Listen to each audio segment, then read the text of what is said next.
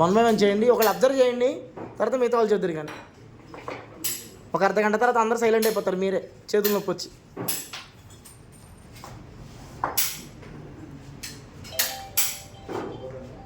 Ending.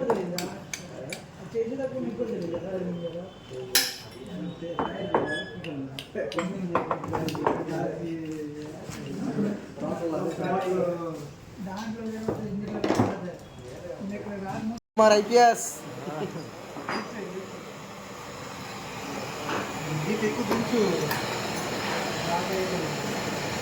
Flame తగ్గియాలన్నా.